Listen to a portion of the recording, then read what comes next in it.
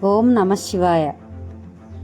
శివుడి చేతిలో కనిపించే త్రిశూలం కేవలం ఒక ఆయుధం కాదు, అది సృష్టి, స్థితి, లయం అనే విశ్వరహస్యాల ప్రతీక. పురాణాల ప్రకారం ఒకప్పుడు విశ్వంలో అశాంతి పెరిగిపోయింది. అసురుల శక్తి రోజురోజుకి పెరుగుతూ దేవతలను కూడా భయపెట్టింది. ధర్మం క్షీణించసాగింది. దేవతలు ఎంత శక్తివంతమైన ఆయుధాలు ఉపయోగించినా ఆ చీకటి శక్తులను ఆపలేకపోయారు.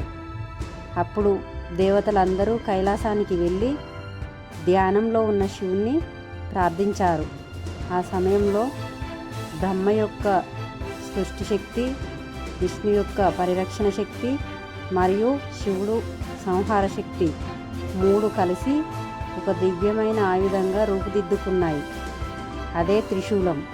త్రిశూలం ఆవిర్భవించిన క్షణంలో విశ్వం మొత్తం కంపించింది. ఆకాశంలో మెరుపులు మెరిశాయి, సముద్రాలు ఉప్పొంగాయి. దాని వెలుగును దేవతలు కూడా నేరుగా చూడలేకపోయారు. శివుడు త్రిశూలాన్ని తన చేతిలో ధరించిన వెంటనే అది ఆయనలో భాగమైపోయింది.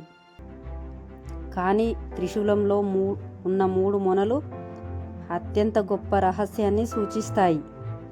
ఆ మూడు మొనలు సూచించేవి సృష్టి, స్థితి, లయం. మరికొందరు ఋషులు ఇలా చెబుతారు: గతం, వర్తమానం, భవిష్యత్తు. ఇంకొందరి ప్రకారం మనసు, శరీరం, ఆత్మ. అందుకే త్రిశూలాన్ని విశ్వాన్ని నియంత్రించే శక్తిగా భావిస్తారు.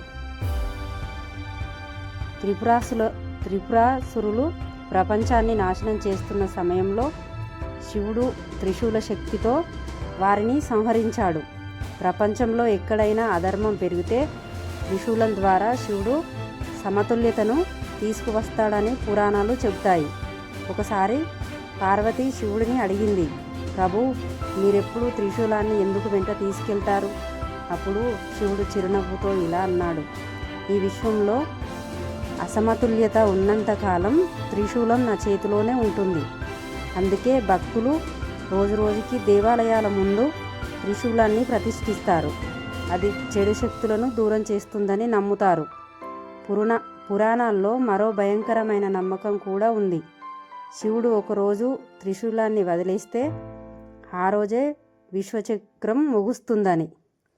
హర హర మహాదేవ, శంభో శంకర.